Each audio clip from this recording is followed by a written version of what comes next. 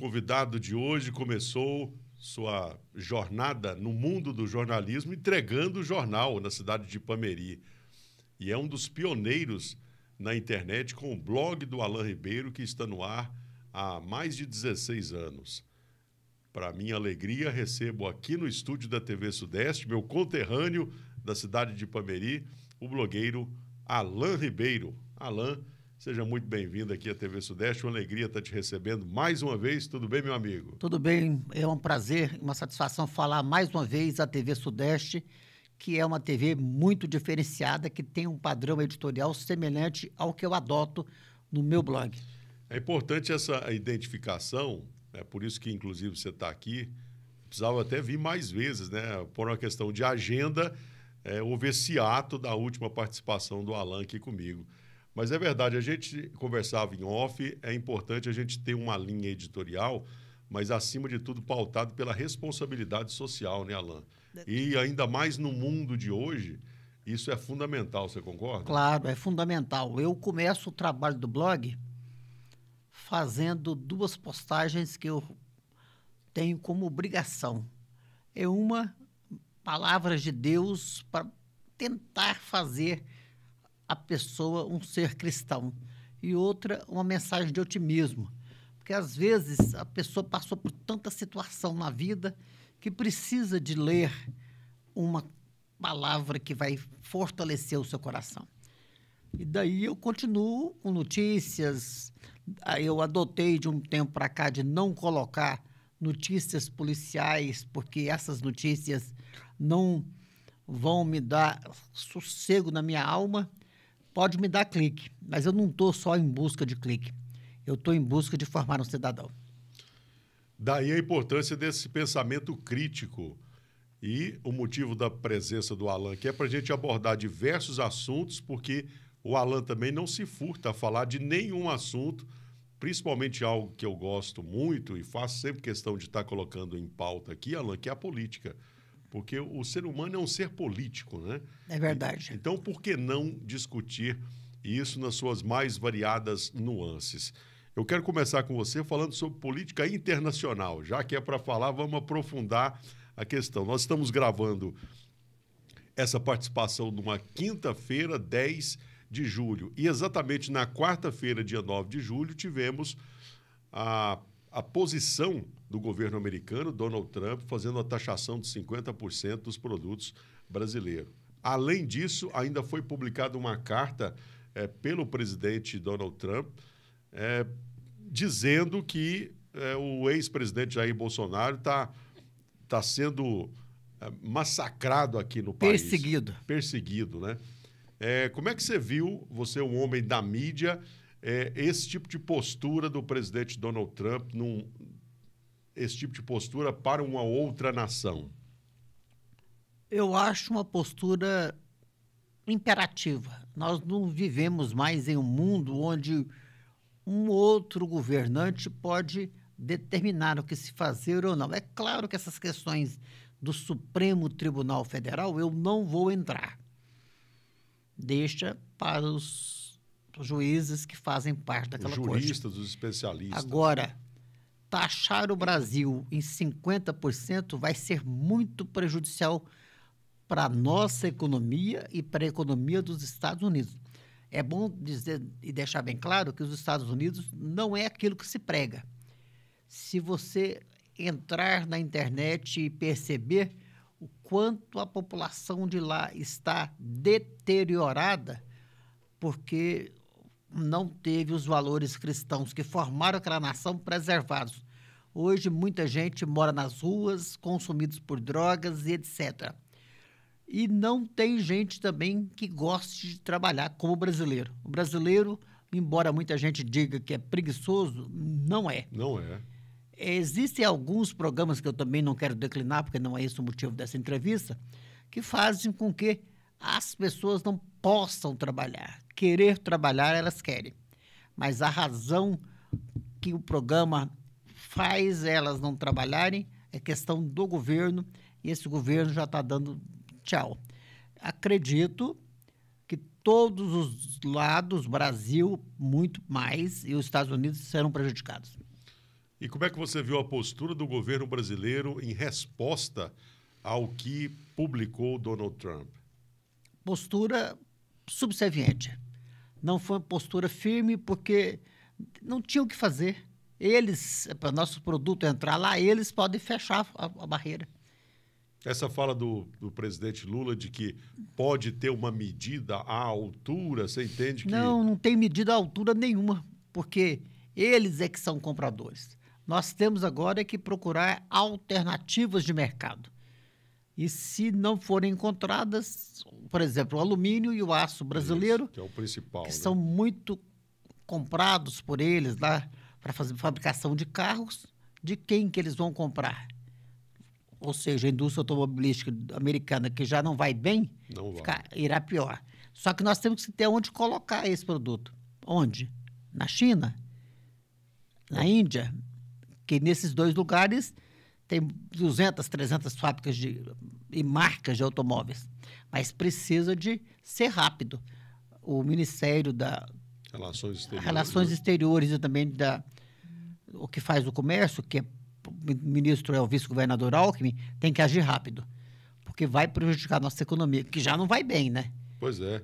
Todos os prefeitos reclamando, governadores reclamando, e isso foi um tiro no peito do governo brasileiro. No peito, costumo dizer que quando o tiro é muito bem dado, ele pega no peito e na asa. É verdade, vai embora. É para arrebentar mesmo, né? Para fechar sobre esse assunto, o que me chama a atenção, e tem me chamado a atenção, é essa postura do presidente Donald Trump, no sentido de uma política altamente protecionista. Isso já foi visto em governos passados, mas é algo que você se fecha muito. Isso no passado, a conjuntura política, geopolítica e econômica era uma. Hoje em dia não tem como mais você ficar sozinho, porque você mencionou carros, como você acabou de mencionar, não tem como um país produzir tudo o que precisa para se fazer um carro. Você precisa de componentes de vários países, né? E não é muito arriscada essa política do Donald Trump, não? Arriscadíssima. Ele já tem prejudicado muito o país. Você está segurando um celular, com certeza é da China. Por baixo do seu braço tem um notebook que pode ter até a marca. É Sony, do Japão. Mas o americano também faz lá, o Apple, que não é feito lá, é só uma marca. Isso. Por exemplo, a Nike, não existe uma máquina de costura própria da Nike, é tudo terceirizado lá nos países asiáticos, sobretudo na Indonésia. Aqui tem uma televisão Samsung, que também não é feita nos Estados Unidos. Um dos computadores ali da edição é Dell americano, mas os componentes, aquilo que faz parte, não é americano. Não é americano. O americano hoje vive de fazer, para dizer a verdade, não sei, eu não tenho vontade nos Estados Unidos. Um amigo foi na China e ficou maravilhado. Outro foi na Índia e ficou maravilhado.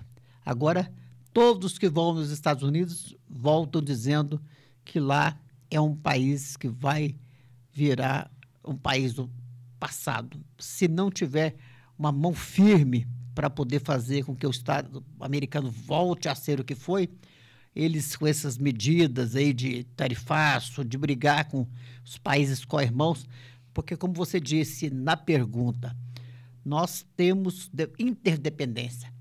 Você não vive sozinho. Você, daqui a pouco, vai fazer sua refeição. Alguém plantou o arroz, alguém plantou o feijão, o outro criou o boi, o porco. Beneficiou criou tudo. Então, todos nós precisamos, todo mundo. Nós somos interligados. Cadeia, né? E ele achando que vai arrebentar, que não é só o Brasil, não. Ele tentou fazer isso com a China, teve que voltar atrás. Então, eu espero que tenha uma certa lucidez para poder sentar à mesa e negociar. E ele também não pode interferir na questão política, não. O presidente da República do Brasil não manda no Supremo. Embora muita gente ache que sim, não. O Supremo aqui é totalmente independente. Ele tem uma independência, né?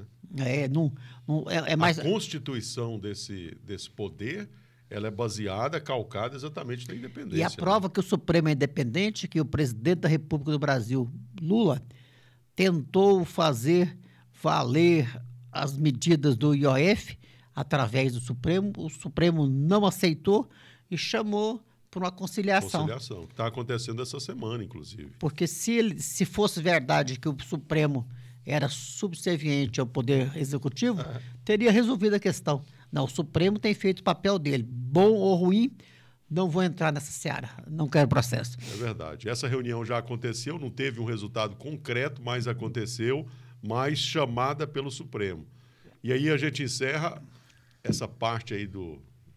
Está encerrado aqui essa análise americana da geopolítica internacional, muito bem colocado aqui pelo Alan Ribeiro, do blog do Alan Ribeiro, hoje visitando aqui nessa entrevista especial da TV Sudeste. Alan, trazendo agora para o Brasil, nós vamos dividir em 3 partes aqui a nossa entrevista. Primeiro, essa análise internacional, já finalizamos. Agora, a nível Brasil, como é que você tem visto o país hoje diante dessa realidade que nós estamos observando? Esse final de semana foi publicado uma crônica de um professor da Universidade Federal do Rio de Janeiro, onde ele foi muito assertivo, falando sobre o isolamento do governo Lula. E dessa forma com que a política hoje está sendo feita a nível federal, eu acho que isso se estende até o Estado, a nível municipal também, onde o fisiologismo ele está impregnado de uma forma que enoja muita gente. E o Lula não está dando conta de fazer o que precisa ser feito exatamente por conta desse isolamento que ele mesmo criou. Você também observa isso? E que análise você faz já a menos de um ano das eleições do ano que vem? Ele se posiciona sempre na contramão. Ele se posicionou a favor do Hamas, que começou a guerra contra Israel, que matou centenas de pessoas numa festa, inocentes, e vem matando no decorrer do tempo. Ele se posicionou a favor do Irã, que é quem financia o terrorismo no mundo todo, e tem se posicionado, por exemplo, a favor da Rússia contra a guerra que já deveria ter acabado. Nós temos que buscar a paz. Eu não vou me posicionar a favor de ninguém ou vou posicionar a favor do certo. Mas ele não tem essa competência visual de sentar numa sala de guerra, numa sala de situação, conforme fala, e falar, não, esse aqui está correto. Ele vai para o lado que a esquerda está. E a esquerda está na guerra da Rússia com a Rússia, na guerra do Irã com Israel com o Irã. Ainda bem que aí o presidente americano teve um ataque de lucidez, eu falo, e extinguiu a guerra. Mas em Gaza, eu acho que ainda vai perdurar mais um tempo, porque enquanto não se sentar de verdade à mesa e fazer um acordo permanente e tirar os terroristas que atrapalham a vida dos palestinos, porque isso aí, se a gente fosse entrar nessa seara, seria matéria até para um documentário. Não, muita coisa, é muito amplo vem isso. Desde Abraão, que se deitou com a mulher que não era sua, esperando uma promessa que às vezes não seria cumprida.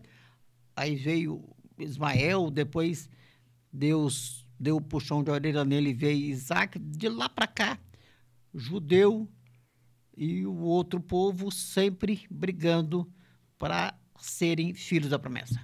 Pois é, a coisa não é de agora, né? Não, não é de agora. Mas, assim, analisando essa conjuntura, você pega no caso, você mencionando a respeito do Irã, e até mesmo ali dentro da faixa de Gaza, e também a própria postura do Netanyahu, em termos da forma com que ele também administra, é algo muito violento também, é algo que cerceia muito a sociedade. Quer dizer, é um sujo meio que falando do mal lavado, e o povo no meio, crianças, velhos, mulheres, e aquele tanto de gente sendo morto, e não acaba aquilo nunca, né, rapaz? Eu oro para que seja feito um acordo, para que todos possam viver numa paz perene e verdadeira. Vamos ver se ela chega. Isso. No caso do Lula, voltando então aqui, há menos de um ano das eleições, você esteve aqui recentemente, inclusive, por conta de uma crônica, de um artigo, na verdade, que você foi publicado no Jornal da Manhã, você declarando apoio ao governador de Goiás, Ronaldo Caiado. Você ainda continua firme? Firme. Você ainda acredita que se viabiliza essa candidatura de Ronaldo Caiado? Dia após dia. Não adianta tentar macular, dizer que ele é coronel, que é isso e que é aquilo. O Brasil precisa de pulso. Não pode ser governado por uma primeira-dama, não pode ser deixado à deriva. Prova disso é que nós temos os melhores indicadores. E esses melhores indicadores têm que ser levados para o Brasil. Primeiramente, educação. Um povo que não tem educação não tem nada. E é bom lembrar, amigos, que a primeira coisa que foi feita na vida do Chile, por exemplo, foi a questão de educar o povo. Enquanto não educa, não sai do lugar. E vários outros países, né? Você pega o próprio Japão, você pega, né, diversos outros países que ficaram arrasados, principalmente depois da Segunda Guerra, e hoje são potências porque valorizaram a educação. Mas em relação a essa performance do Ronaldo Caiado, com relação aos números... Tem melhorado, e muito. Eu faço parte do grupo da coordenação nacional da campanha. Sim. E a gente tem analisado, amanhã mesmo é dia de reunião virtual, e o Caiado, sexta, sábado, domingo e segunda, ele tem percorrido o Brasil todo. Esses dias, vai ficar 10 dias viajando, inclusive o prefeito de Catalão, Velomar, irá acompanhá-lo. Mas quando ele está no Brasil, nos finais de semana, ele tem visitado cidades e estados chaves e levado seu nome. É claro que existe uma força, a gente pode considerar assim, no sentido de, parece que não olhar com olhos tão bons assim, seria pelo fato de Goiás ser um estado que não tem tanta densidade eleitoral, não tem tanta... Mas eu queria falar agora. Davi, representado por Ronaldo Caiado. Golias, qualquer outro candidato que seja, por exemplo, de São Paulo. Mas ele tem as pedras. Quais são as pedras do Ronaldo Caiado? Os sucessos administrativos, a honestidade ímpar de tantos anos de carreira, rodovias feitas da melhor qualidade possível, melhor qualidade mesmo. Você pode andar em todas as estradas feitas agora, nesses quase 7 anos de governo, e você vai comprovar. O Hospital Cora, que hospital maravilhoso. Eu posso falar porque eu sou portador de câncer. Mais uma unidade de saúde que vai atender os pacientes é muito bom. E ainda por cima, graças a Deus, de forma graciosa.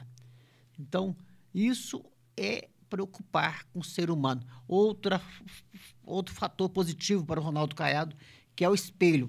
Nós temos que falar do que é positivo aqui, que vai ser repercutido lá que eu falo, fora do estado de Goiás. As policlínicas, a polícia, que o Brasil precisa aprender a fazer segurança, e aprenda com o Ronaldo Caiado. Hoje, quantas vezes rouba carro em Catalão e Ipameri? Você não tem notícia disso. E se rouba, rapidamente o cidadão que fez o delito vai ser preso. Bom, você me traz uma informação importante, que você faz parte desse grupo, então, onde tem se avaliado todas as ações, tem se observado os números. E o que você dá mais informações para a gente aqui, que é importante para a nossa audiência, para a região aqui sudeste saber, em relação ao que esperar para os próximos passos. O governador está no Japão, inclusive com a presença até da sua comitiva de 3 membros aqui, 3 cidadãos aqui de Catalão, que é o deputado estadual Jamil Calife, o Luiz Sampaio, que é do União Brasil, e o próprio prefeito Velomar Rios. Mas para fechar sobre essa questão do Caiado, em relação a esses outros nomes, o caso do Tarcísio, do Ratinho Júnior, seriam eles, e além do próprio candidato do Bolsonaro em si, que poderia ser Michele, vez por outra é o filho, é a esposa. Não, você acha que isso... A família Bolsonaro vai ter que ter um hiato na política, porque precisa descansar a imagem. Quanto ao Tarcísio... Mas eles têm consciência disso? Mas vai ter. O Bolsonaro está inelegível. Vai lançar a Michele. Como ela vai surpreender? Ela vai apresentar o quê? Sou mulher do Bolsonaro? Isso não pega. Nós não estamos numa república de bananas. Nós temos pessoas pensantes e vai ter opção firme. O Ronaldo Caiado, desculpa te interromper, mas ele tem colocado algo que eu particularmente acho que é bastante sensato, que é, no primeiro turno, existe muitos candidatos, né? E ele ali no meio. O importante é ter uma boa performance e ir para o segundo turno, para aí sim se fazer um grande debate. É isso mesmo? É verdade. Quando você falou na pergunta sobre o Ratinho Júnior, muitas vezes as pessoas votam nas pesquisas em Ratinho achando que é o pai dele, apresentador de televisão. Ele não tem uma densidade própria, usa o nome do pai. E o governador de São Paulo, ele tem que resolver problemas sérios quanto à segurança, quanto à educação, quanto à infraestrutura, coisas que só quem está em São Paulo ou quem vem assistindo TVs voltadas para a programação do Estado de São Paulo podem saber que ele ainda é um balão de ensaio. Aí fala no Zema. Minas Gerais está do mesmo jeito. O único que tem aprovação consistente e capacidade gerencial. Quando o Ronaldo Caiado assumiu o governo, teve gente apostando que em 8, 10 meses o Ronaldo Caiado estaria preso por não saber gerenciar. E sair à prova. Ontem mesmo, porque hoje a entrevista está sendo gravada numa quinta-feira, dia 10 de julho. No dia 9 foi inaugurado um anel viário ou arco viário ali em Pires do Rio, faz parte da região sudeste. Sonho de muito tempo está lá para todo mundo ver. E Ipameri, bem para cá, foi inaugurado um arco viário também, muitas vezes autorizado, mas nunca concretizado. A empreiteira que vai fazer os primeiros 14,7 quilômetros, que é de Catalão, melhor dizendo, da barreira da polícia rodoviária até o trevo de Goiandira, já está montando o canteiro. Então, as coisas estão acontecendo. Por quê? Porque tem um governador com pulso firme. Temos um presidente do Detran, que é sempre bom lembrar, as cidades estão bem sinalizadas. O Goiás é outro. Bom, agora sim, trazendo para a nossa região, você acabou de mencionar a respeito dessa participação do governador, nessa inauguração desse anel viário lá em Pires do Rio. Uma obra que merecia, hein? O tanto que nós sofremos em ter que passar ali dentro de... Na Avenida Boiadeira. Avenida Boiadeira, né? O nome eu nem recordava. A vantagem de se trazer alguém que conhece bem aqui a região é isso, né? É isso aqui. Mas sofremos muito e agora resolvido de vez aqui. Quem vai para Goiânia não precisa entrar em Pires do Rio. A não ser que queira comer o lanche lá naquela pastelaria ou na padaria da esquina. O restante pode ir embora. É isso mesmo. Bom, agora a nível regional, qual que é a visão do Alan Ribeiro em relação a esse cenário que nós estamos agora tendo aqui? Eu acabei de mencionar, o prefeito Velomar está com prestígio ou é pelo fato de ter ido para o Japão e nós temos uma Mitsubishi aqui? Qual que é a leitura que você faz? As duas coisas. O Velomar tem prestígio, tem competência, é um homem que trabalha diuturnamente, ele vai em festa de casamento, ele vai em festa de aniversário, ele participa de tudo. É totalmente integrado à cidade de Catalão. E não pode desmerecer a possibilidade de fazer a Mitsubishi crescer. Porque ela já vai crescer, já vai ter uma planta a mais com essa planta dessa fábrica de carros elétricos. Ampliada. Né? Aí, 4 bilhões. Com o crescimento da Mitsubishi, quantos empregos não vão ser gerados? Porque não é só para Catalão. Catalão tem excesso de demanda de oferta de emprego e aí toda a região vai ser beneficiada. Graças também a uma economia pujante que Goiás tem. Então, o Velomar está em alta.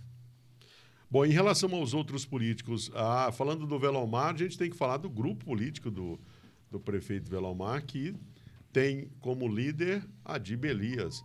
Ele à frente dessa Secretaria de Infraestrutura, o que tem chegado aos seus ouvidos em relação a esse trabalho que o ex-prefeito de Catalão tem feito à frente da infraestrutura. Dia desse eu conversei com o prefeito de Corumbaíba, conversei com o prefeito de Ipameri, né? E já falei também com o prefeito de Nova Aurora, de Anhanguera, que é muito próximo também.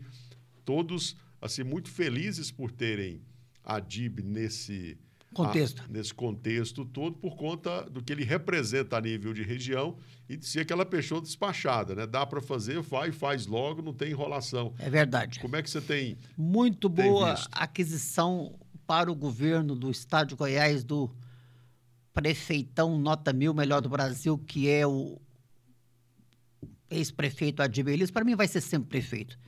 Ele deu um gás, um impulsionamento, e sobretudo para a nossa região, para Goiás todo, mas para a nossa região de forma ímpar.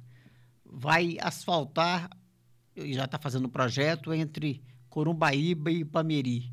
E ele tem feito muita coisa para deslanchar os projetos que estavam na secretaria. E ele é o que você acabou de dizer. Pode, não pode, não pode. Por isso ele é o prefeito campeão de votos aqui em Catalão. Muito bem, Alan. Nós somos aqui da mesma região, são cidades co-irmãs, né?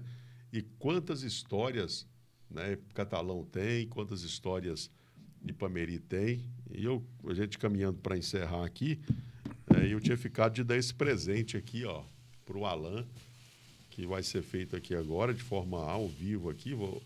Um presente que é o quê? O pessoal pode ficar curioso. Isso aqui é uma camisa, o Alan sabe. Vamos abrir aqui, me ajuda aqui, Alan. Vamos mostrar para o pessoal, olha só. Aqui, gente. Levanta mais um pouquinho aqui. Aí, ó. Isso aqui é uma camisa do Novo Horizonte Futebol Clube, retrô, de 1972. Você se lembra de Lembro. Quando o Novo Horizonte... 7 anos. E aqui está o nome, ó, Alan Ribeiro, personalizada. E é o número 10, Alan, ó. Obrigado, Návio. Então, eu falava com o Alan um dia desse, fica aqui, o presente é seu, tá aí, meu irmão. Parabéns para você. Eu devo estar fazendo algumas camisas para outras pessoas que se interessarem lá em Ipameri. É uma camisa retrô, quando o Novo Horizonte, muita gente talvez nem sabe que quando começou era preto e branco. Não tinha as cores... O amarelo e preto. Amarelo Caterpillar e preto. Porque aquele amarelo chama amarelo Caterpillar, porque ele é mais forte, vivo. E quanta história tem o Novo Horizonte, a gente está com um projeto de contar a história do Durval Ferreira Franco.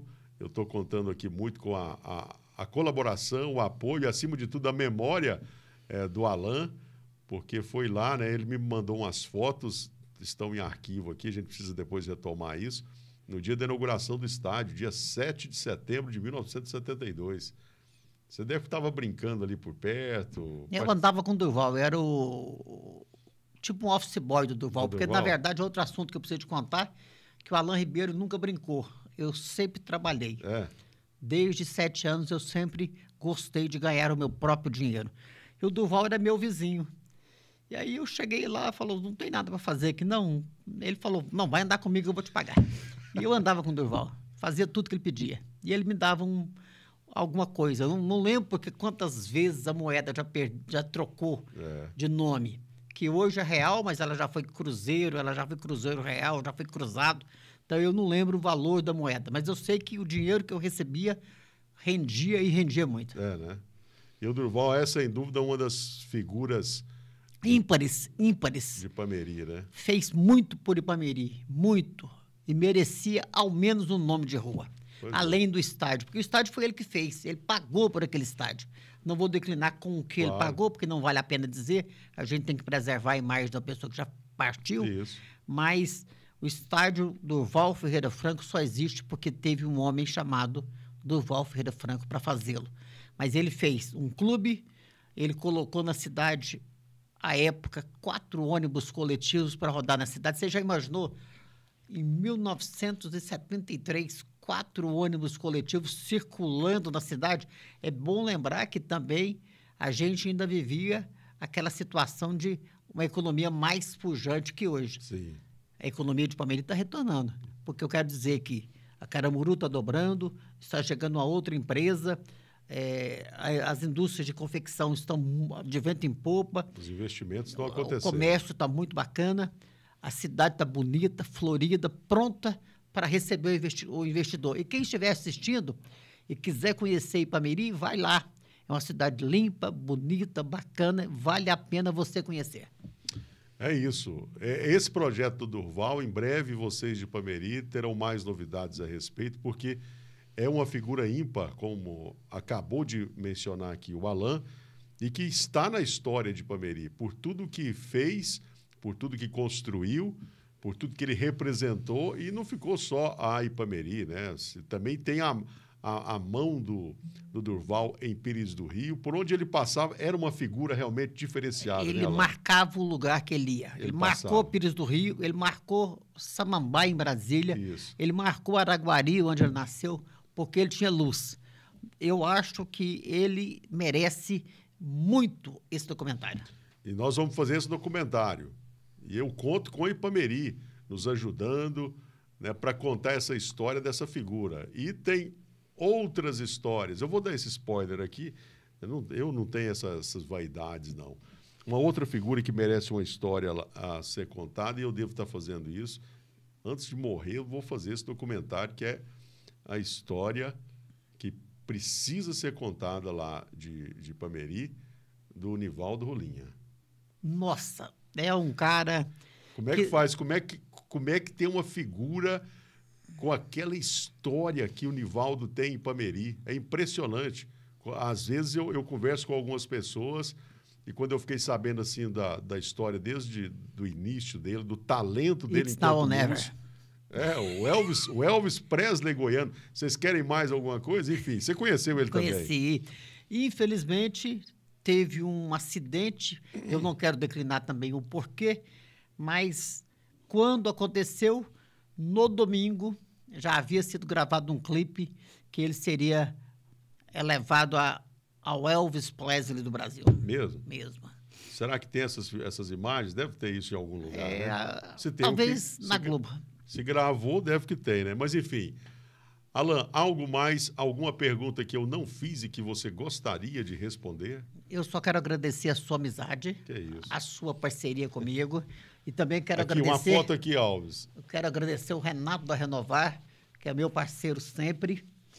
Aí, sempre tem me ajudado em tudo no meu blog. Obrigado. Da iniciativa privada, é um dos maiores apoiadores. Então, Renato, fica aqui meu abraço para você sempre. Tá aí, ó, fechou.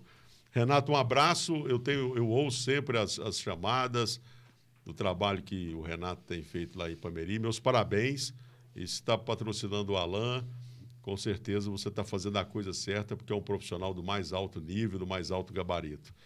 Alan, marcado já para você voltar aqui agora em agosto para a gente ir avaliando. Continuar. Essa questão aqui da GO 330, da duplicação, é algo que eu quero aprofundar nisso também, porque me interessa esse assunto. Já convidamos o deputado Jamil Calife, ele ainda não passou a agenda. Eu vou conseguir entrevistá-lo para você, entrevistá-lo Pode trazer no estúdio. Em vídeo, vou marcar com ele para vir aqui. Isso. E também vou tentar trazer aqui no estúdio o presidente da Goinfra. Isso. Vamos lá, vamos junto, que é importante a gente fazer essa prestação de serviço e dar essa resposta para a comunidade toda. Para a comunidade, né?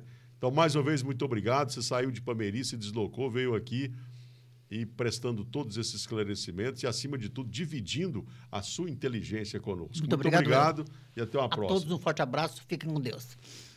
E assim, então, a gente encerra agradecendo a você que nos acompanhou, essa entrevista especial com o blogueiro Alan Ribeiro, jornalista há mais de 40 anos, contando as histórias de Ipameri e também do estado de Goiás. A gente volta com mais conteúdo muito em breve para você que acompanha-nos na honra da sua audiência aqui na TV Sudeste. A nossa região se vê aqui.